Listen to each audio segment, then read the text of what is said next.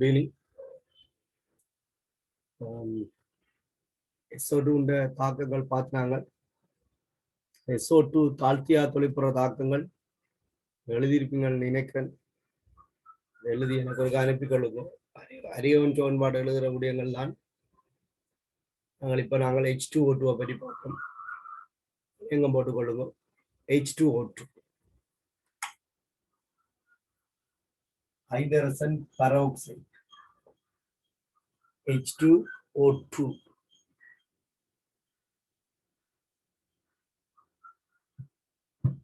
இந்த H2O2 மூலக்கூறு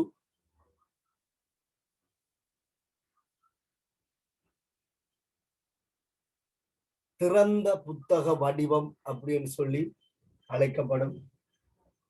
ஒட்டுமொத்தமாக இந்த H2O2 மூலக்கூறின் வடிவத்தை கருத்துல கொண்டால் இதுல இருக்கிற 3 பிணைப்புகளும் சரிதான். இதுல இருக்கிற 3 பிணைப்புகளும்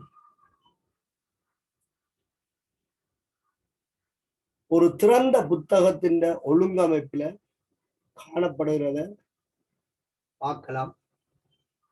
இப்ப திறந்த புத்தகம் அப்படி என்று சொல்லி நாங்கள் கதைக்கும் போது இதுல இது ஒரு கற்பனைக்குரியதுதான். இதுதான் திறந்த புத்தகம்.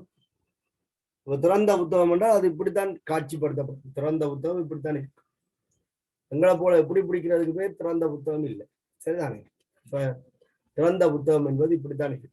இதுல இந்த விளிம்பில ஒரு OH பிணைப்பும் இதன் நடுப்பகுதி ஒரு OO பிணைப்பும் இதன் அடுத்த விளிம்பு இன்னொரு OH பிணைப்புமாக இது இருக்கு.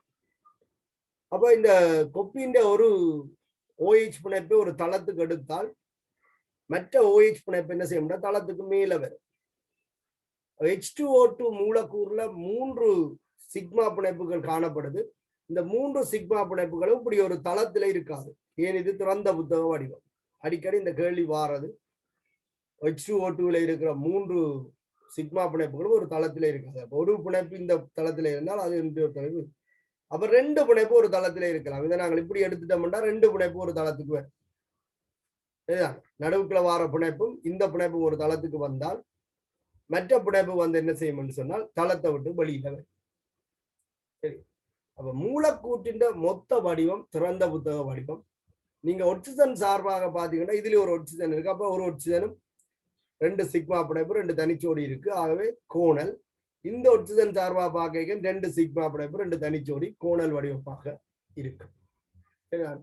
இது ஐதரசன் பிணைப்பின் எண்ணிக்கை அதிக அளவில் கொண்டிருக்கிறதால ஒரு பாகுநிலை திரவமாகத்தான் பொதுவாக காணப்படும்.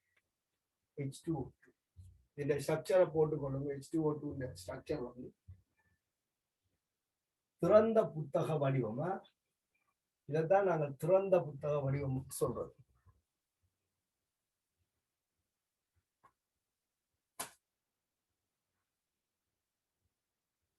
ஒட்டுமொத்தமாக மூலக்கூறுண்ட வடிவம் H2O2 மூலக்கூறுண்ட வடிவம் திறந்த புத்தக வடிவம்.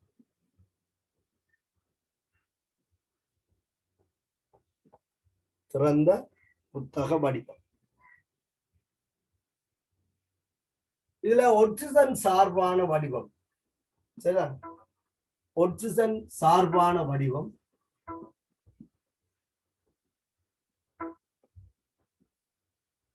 ஒட்சிஜன் சார்பான வடிவம் கோணல். ஒட்சிஜன் சார்பான வடிவம் கோணல்.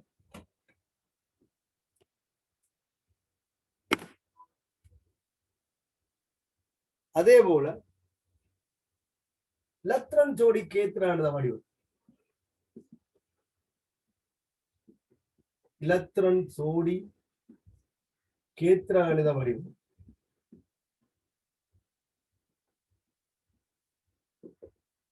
நான்முகி. நான்முகி. அவ ஒட்சிஜன் கலப்பாக்கம் வந்து sp3 ஆக காணப்படும். sp3.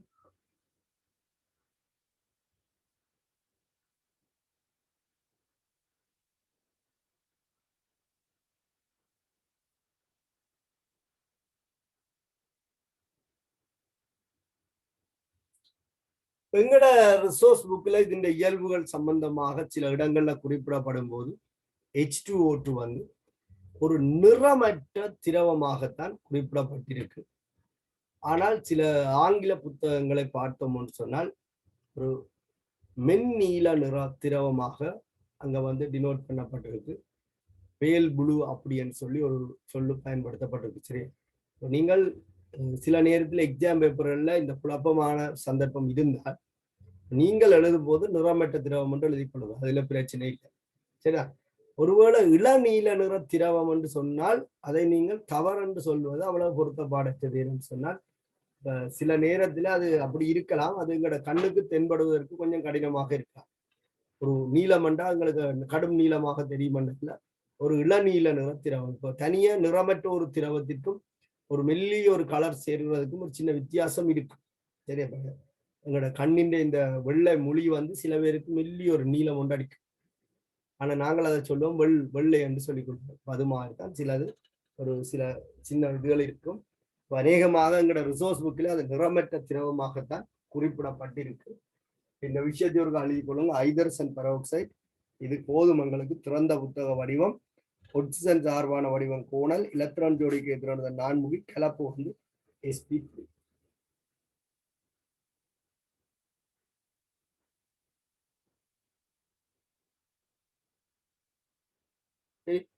அப்ப ഇതിന്റെ இயல்புகள் நாங்கள் பல தடவைகள் கதைச்சிருப்போம்.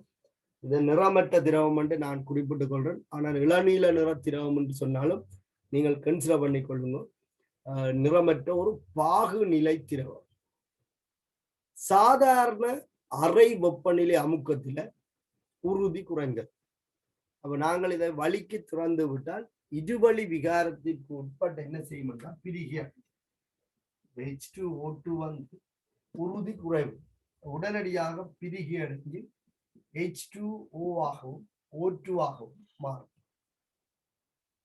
இது நான் உங்களுக்கு முதலில் தந்திருப்பேன். -1 ஒட்சியேற்ற நிலையில் இருக்கும் ஆக்சிஜன் -2 ஆகவும் 0 ஆகவும் இருவழி விகாரத்திற்கு உட்படும்.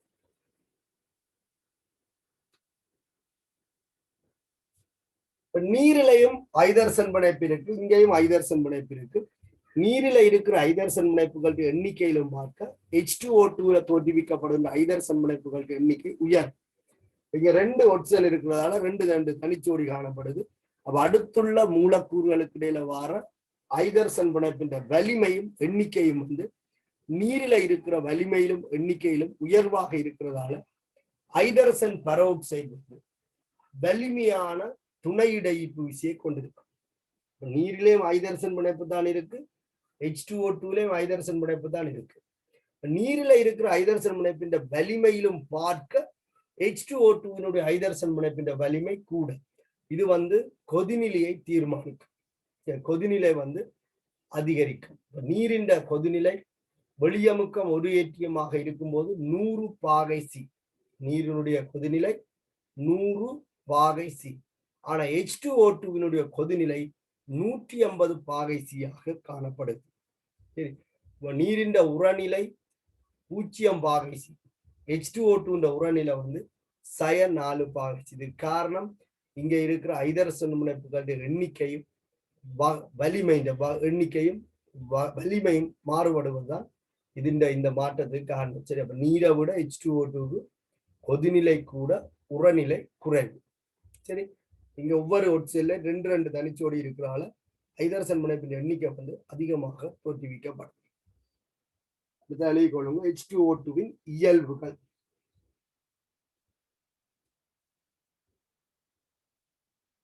H2O2 இயல்புகள்.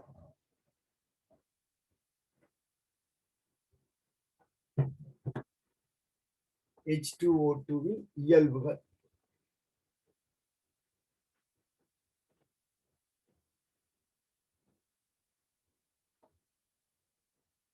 இந்த படத்தை நீங்கள் கவனித்துக் கொள்ளுங்க.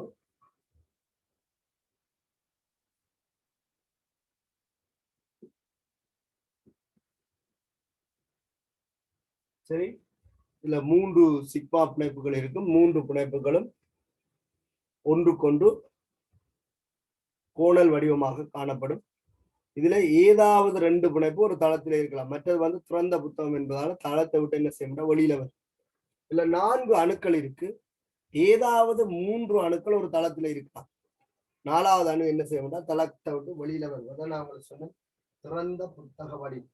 சரி, திறந்த புத்தக வடிவம்னு சொல்லியதுல இப்படித்தான் நாங்கள் இதை கன்சிடர் பண்ண போறோம். சரி, இப்ப இதை நாங்க எப்படி கன்சிடர் பண்ணிட்டால், ஒரு சைட்டை அப்படி எடுத்தால் மற்றதை செஞ்சலும் ஆகும். இப்படித்தான் இருக்கு.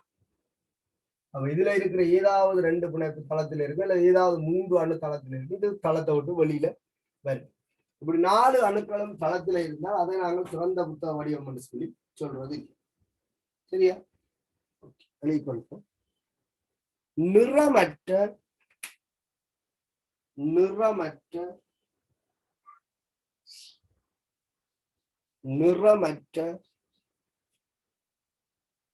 பாகுநிலை திரவம்.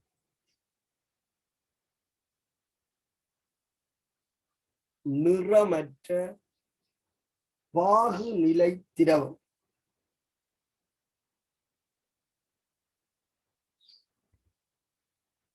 நிறமற்ற பாகுநிலை திரவம். பெக்கெட்டுக்குள்ள போட்டுக்கொள்ளுங்க. இளநீலம் என்று சொல்லி ஏதாவது சந்தர்ப்பத்துல இதனுடைய நிறம் இளநீலம் என்று குறிப்பிடப்பட்டாலும் அதை நீங்கள் சரி என்றுதான் எடுக்க வேண்டி வரும். அநேகமான ஆங்கில புத்தகங்கள்ல இளநீலம் என்றுதான் குறிப்பிடப்பட்டிருக்கு. இளநீல நிற திரவம். இளநீல நிற திரவம் என்று பேக்கெட்டுக்கு போட்டு என்னோட ரிசோர்ஸ் புக் நிறமற்ற திரவம் என்றுதான் சொல்லி. அடுத்த பாயிண்ட் சொல்லி கொடுத்தோம். அறை வெப்பநிலை அமுக்கத்தில் அறை வெப்பநிலை அமுக்கத்தில் அறை வெப்பநிலை அமுக்கத்தில்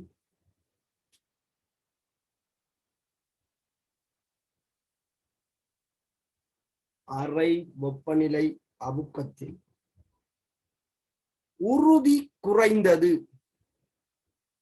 உறுதி குறைந்தது. அறை வெப்பநிலை அமுக்கத்தில் உறுதி குறைந்தது.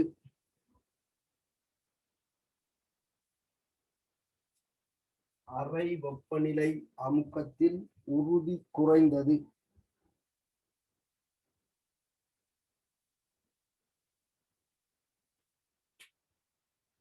பிராக்கெட்டுக்குள்ள போட்டுக்கொள்ளுங்க. இருவழி விகாரத்திற்கு உட்படுவதன் மூலம்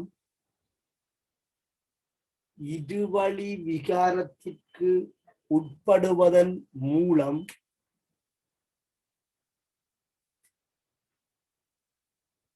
இருவழி விகாரத்திற்கு உட்படுவதன் மூலம்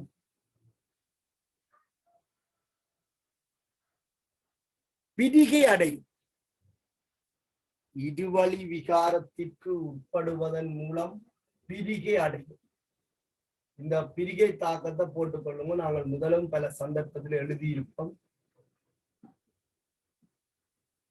இருவழி விகாரத்திற்கு உட்படுவதன் மூலம் பிரிகை அடையும்.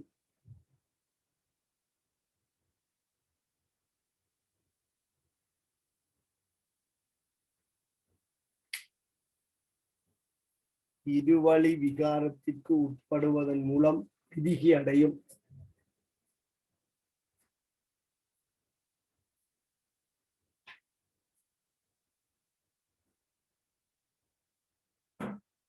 மூன்றாவது விடயம், நீரிலும் வலிமையான ஐதர்சன் பிணைப்பை கொண்டது. நீரிலும் வலிமையான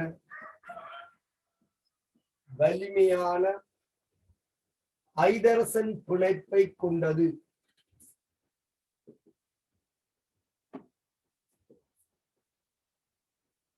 நீரிலும் வலிமையான ஐதர்சன் பிணைப்பை கொண்டது. இந்த ஒப்பிட்டு இருக்கா பார்த்து கொள்ளுங்க. H2O2 H2O.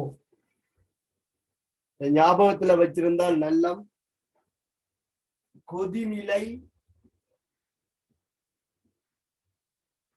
பாகை சீல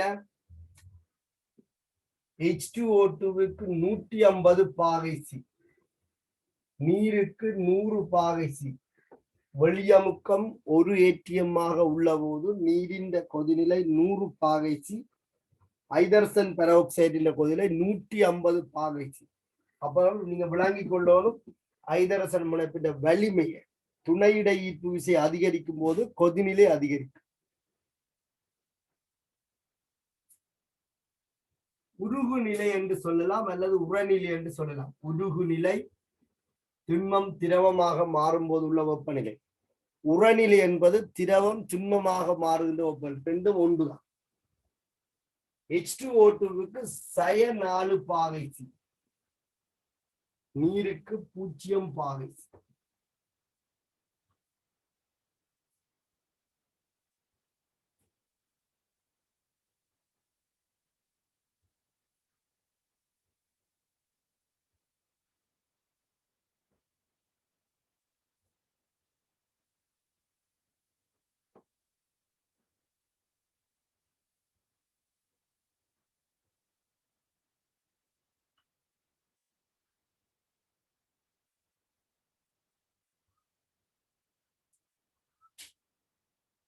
அடுத்த பாயிண்ட் சொல்லிக் கொள்ளணும். இதில் உள்ள 3 பங்கீட்டு வல பிணைப்புகளும் இதில் உள்ள 3 பங்கீட்டு வல பிணைப்புகளும் இதில் உள்ள 3 பங்கீட்டு வல பிணைப்புகளும்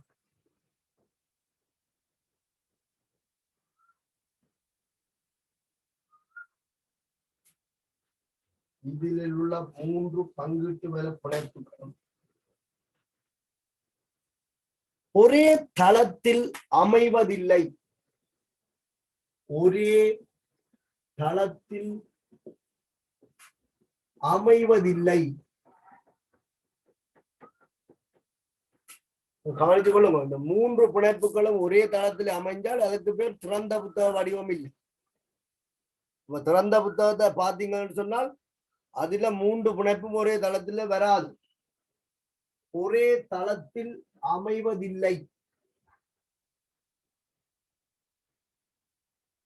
இதில் உள்ள 3 பங்கீட்டு வல பிணைப்புகளும் ஒரே தளத்தில் அமைவதில்லை.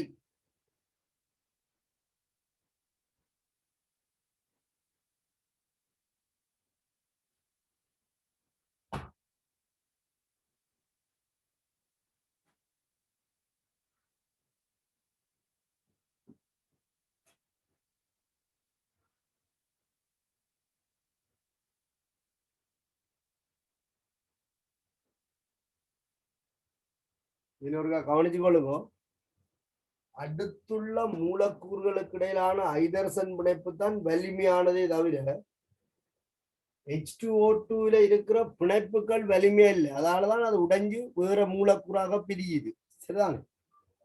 அப்ப இந்த H2O2ல இருக்கிற அடுத்துள்ள மூலக்கூற்றுடைய கவர்ச்சி விசை ஹைட்ரஜன் பிணைப்பில் லண்டன் கவர்ச்சி. இந்த ஹைட்ரஜன் பிணைப்பின் எண்ணிக்கை உயர்வாக இருக்கிறதால துணையிட ஈர்ப்பு விசை அதிகரிக்குது. அதுக்காண்டி H2O2 உறுதியான மூலக்கூறு என்று சொல்லேன். அப்ப நீர் உறுதியான மூலக்கூறு பிரிகை அடையல. H2O2 வந்து உறுதியற்ற மூலக்கூறு. அதனாலதான் அதை என்ன செய்தா பிரிகை அடையும்.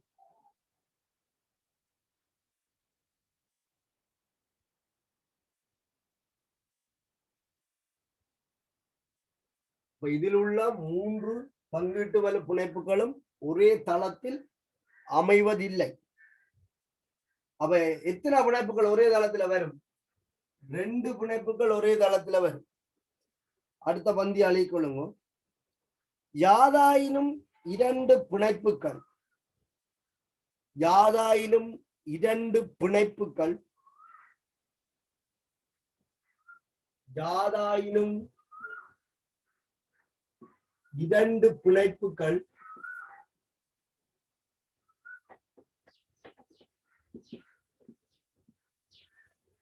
யாதாயினும் இரண்டு பிணைப்புகள் ஒரே தளத்தில் அமையும். ஒரே தளத்தில் அமையும்.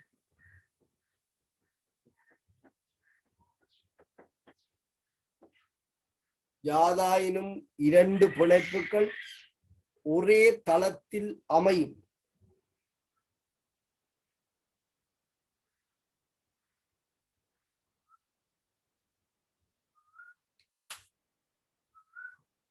இதுல ஒருக்கா இன்னும் ஒரு கிளாரிபிகேஷன் இருக்கு. என்னன்னு சொன்னால், இதுல மூன்று புடைப்புகளும் ஒரு தளத்துல இருக்காதுன்னு சொன்னா இதுக்கு இன்னொரு விஷயம் மறைஞ்சிருக்கு. H2O2 இருக்கிற 4 அணுக்களும் ஒரு தளத்துல இருக்காது. ஏன்? புடைப்புகள்ட திசையில தான் அணுக்கள் ஒழுங்கமைக்கப்பட்டிருக்கு. ஏதாவது ரெண்டு புடைப்பு ஒரு தளத்துல இருக்கும் என்றால் அந்த தளத்துல இருக்கிற ரெண்டு புடைப்போட சம்பந்தப்பட்ட மூன்று அணுக்களும் தான் தளத்துல இருக்கும். மற்ற அணு என்ன செய்யும்? தளத்தை விட்டு என்ன செய்யும்? வெளியில வரும். H2O2 மூலக்கூறு 4 அணுக்களையும் 3 பிணைப்புகளையும் கொண்டது. இது ஒரு திறந்த புத்தக வடிவமாக இருக்கிறதால ஏதாவது ரெண்டு பிணைப்பு ஒரு தளத்துக்கு வரலாம். அப்ப மற்ற பிணைப்பு என்ன செய்யும்? தளத்தை விட்டு வெளியில வரும். அப்படி பார்த்தால் 3 அணுக்கள் ஒரு தளத்துல வரும். ஏதாவது 3 அணுக்கள் ஒரு தளத்துல வரும். சரி, ஏதாவது 3 அணுக்கள் ஒரு தளத்துல வர மற்ற ஒரு அணு தளத்தை விட்டு வெளியில வரும். அப்ப H2O2 மூலக்கூறுல 3 பிணைப்புகளும் தளத்துல இருக்காது என்று சொல்லுற அதே நேரம் 4 அணுக்களும் ஒரு தளத்துல இருக்காது என்ற உண்மையை நீங்க விளங்கிக் கொள்ள வேண்டும். 3 பிணைப்புல 2 பிணைப்பு தளத்துல வரலாம் என்றால் 3 அணுக்கள் என்ன செய்யலாம் என்றால் தளத்துல வரலாம். சரிதானே? அப்ப அந்த விஷயத்தை நீங்கள் நோட் பண்ணி கொள்ளுவோம். இதேபோல்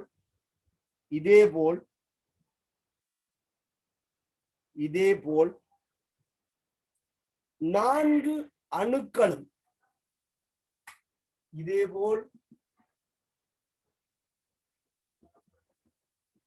4 அணுக்களும்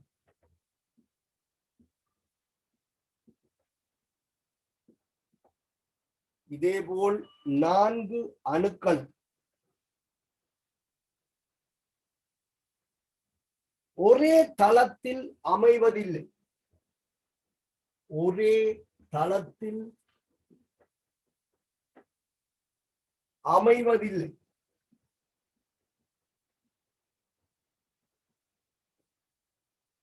ஒரே தளத்தில் அமைவதில்லை.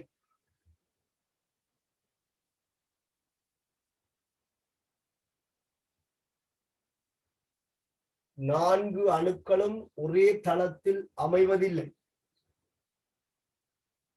ஆனால்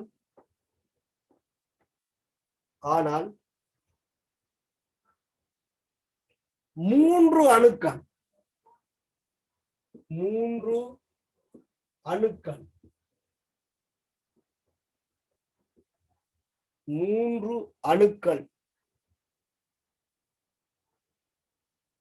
ஒரே தளத்தில் அமையலாம்.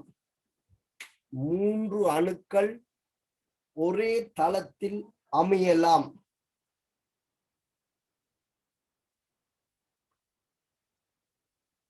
மூன்று அணுக்கள் ஒரே தளத்தில் அமையலாம்.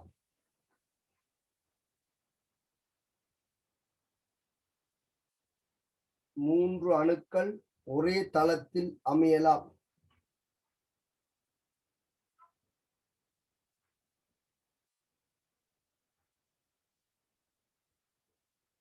மூன்று அணுக்கள் ஒரே தளத்தில் அமையலாம்.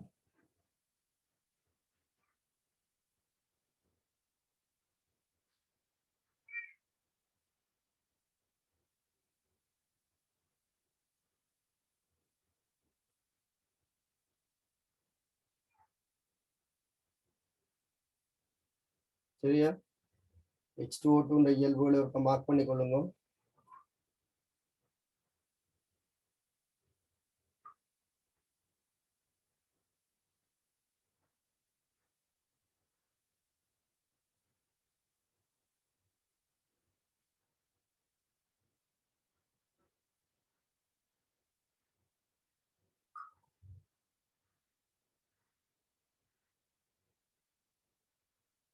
ஒரு H2O2 மூலக்கூறு வந்து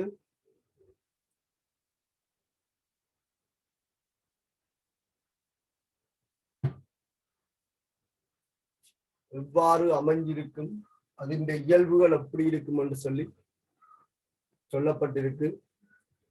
இதுல நீங்கள் அடிக்கடி கேட்கிற விஷயம், H2O2ல இருக்கிற 2 OH பிணைப்புகளும் ஒரு தளத்தில் காணப்படும் என்று சொல்லி சொல்லுவாங்க.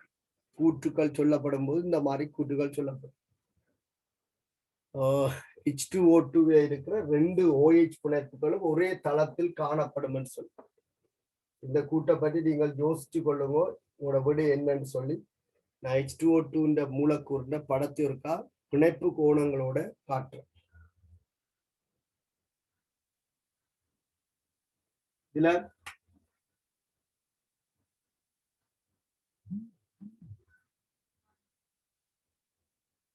இந்த மாதிரி இந்த படத்தை காட்டு. H2O2ல இருக்கிற OO பிணைப்பு, இதுல ஒரு OH பிணைப்பு,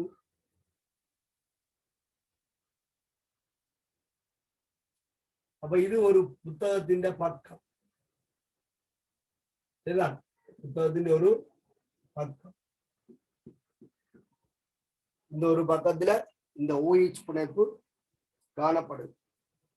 இந்த புத்தகத்துக்கு இன்னொரு பக்கம் இருக்கு, ஏன்னா இது திறந்த புத்தக வடிவம். சரி, இந்த புத்தகத்துக்கு இன்னொரு பக்கம் இருக்கும், அது திறந்த புத்தக வடிவம். அது திறக்கப்பட்டிருந்தால், இந்த புத்தகம் திறக்கப்பட்டிருந்தால் இந்த தளத்துக்கும் அந்த மற்ற தளத்துக்கும் இடையில ஒரு கோணம் ஒன்று இருக்கு. திறந்த புத்தகத்துக்கு ஒரு கோணம் இருக்கு. திறந்த புத்தகத்துக்கு ஒரு கோணம் இருக்கு.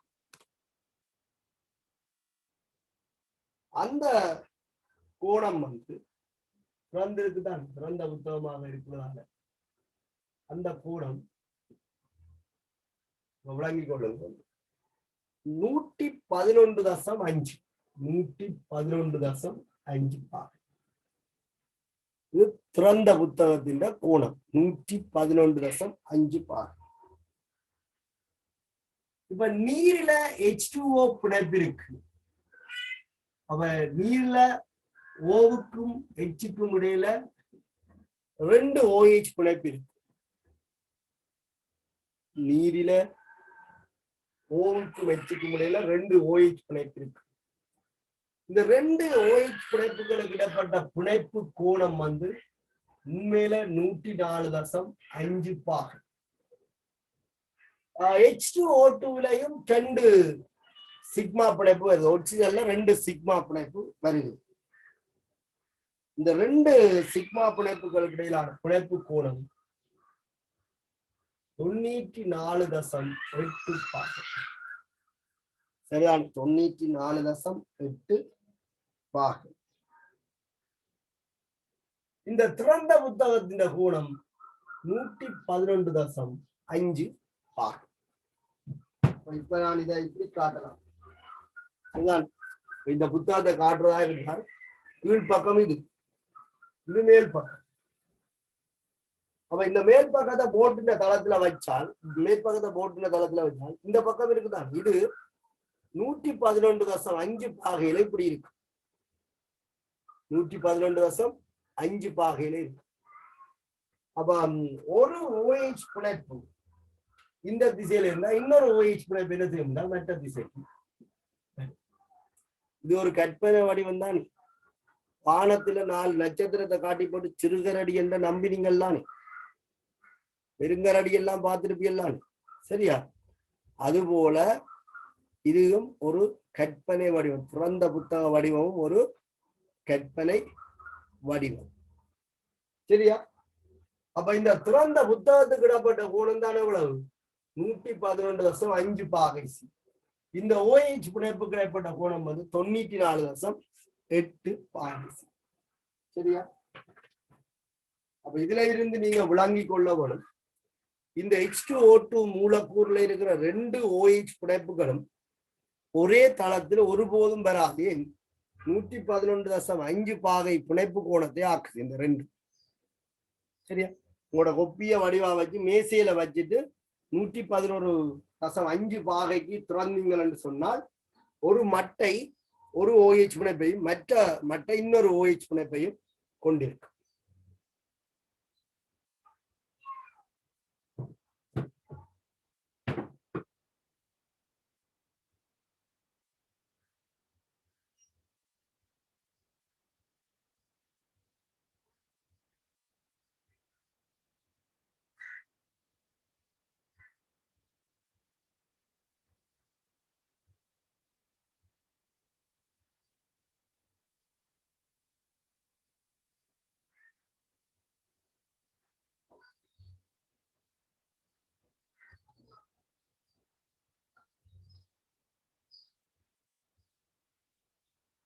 சரி, இந்த படத்தை ஒருக்கா போட்டுக்கொள்ளுங்க. H2O2 பிணைப்பு கோணங்களை குறிச்சு.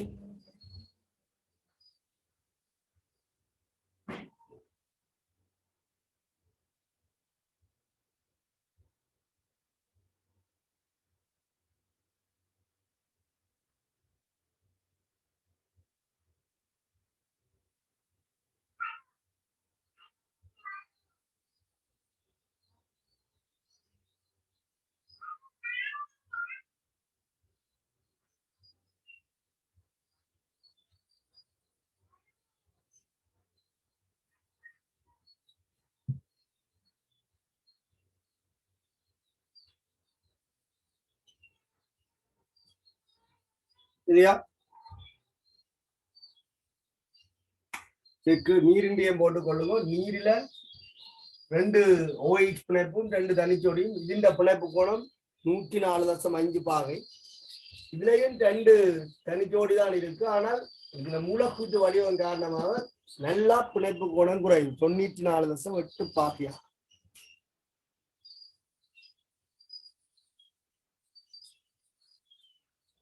H2O2 உரநிலை சய 4 பாகை சியா.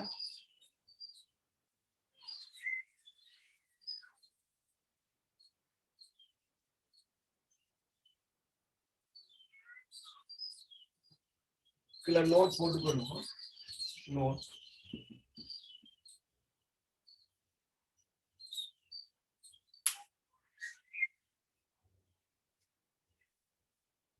H2O2 மூலக்கூறில் உள்ள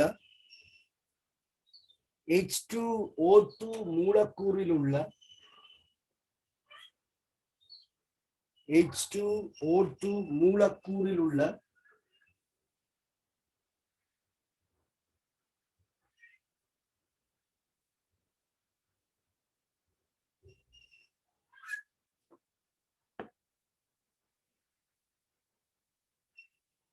H2O2 மூலக்கூறில் உள்ள 2 OH பிணைப்புகள் 2 OH பிணைப்புகளும்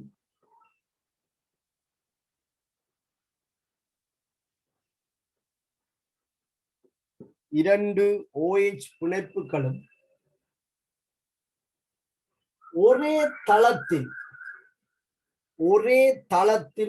அமைவதில்லை. ஒரே தளத்தில் அமைவதில்லை. ஒரே தளத்தில் அமைவதில்லை.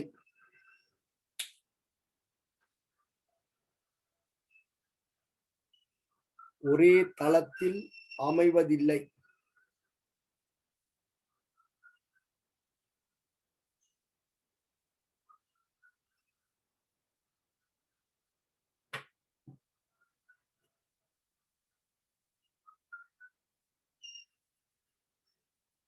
அதுக்கு காரணம் அதோட வடிவத்தை நீங்க செக் பண்ணிக்கொள்ளுங்க.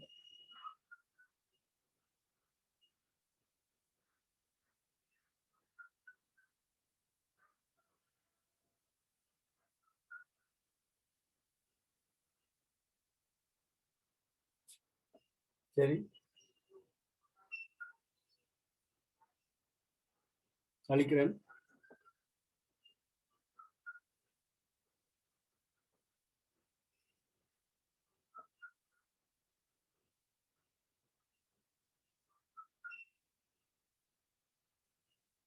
கவனித்துக் கொள்ளுங்க. H2O2 பயன்பாடுகள் அப்படி என்ற ஒரு விஷயத்தை நாங்கள் பார்க்கும்போது நான் வெள்ளன சொன்னான், இது ஒரு வெளிற்றும் இயல்புடையது. ஆடைகளினுடைய வெளிச்சலுக்கு ஸ்பெஷலா பயன்படுத்தப்படுது H2O2. அடுத்தது தொட்டு நீக்கி. நீங்கள் காலையை கையில காயம் அப்படி என்று சொல்லி ஹாஸ்பிட்டலுக்கு போனீங்கள் என்று சொன்னால் ஒரு நிறமற்ற திரவத்தை பஞ்சில தோச்சு உறைஞ்சுவாங்க. அப்படி உறைஞ்சிற அந்த திரவம் ஹைட்ரஜன் பெராக்சைடு. வைத்தியசாலைகள்ல தொட்டு நீக்கலுக்காக ஹைட்ரஜன் பெராக்சைடு பயன்படுத்தப்படும். அப்படி உறைஞ்சும் போது பஞ்சு நுரைக்கும். உறைஞ்சிற இடத்துல இருந்து நீர் வடிஞ்சு கொண்டு இருக்கும். H2O2 பிரிகி அடைஞ்சு O2ஆகவும் நீராகவும் வருகிறத தான் நாங்கள் அதுல அவதானிக்கிறோம். O2 நுரைக்குது, நீர் வழிஞ்சு ஓடும். ஹைட்ரஜன் பெராக்சைடின் இயல்பில ஒரு இயல்பு வெளிச்சல். இது ஒட்சியேற்றி வெளிச்சும். SO2 தாழ்த்தி தான் வெளிச்சும். H2O2 ஒட்சியேற்றி வெளிச்சும். ஆகவே நாங்கள் அதை ஆடை கைத்தொழில ஆடைகளை வெளிச்சலுக்காக பயன்படுத்துறோம்.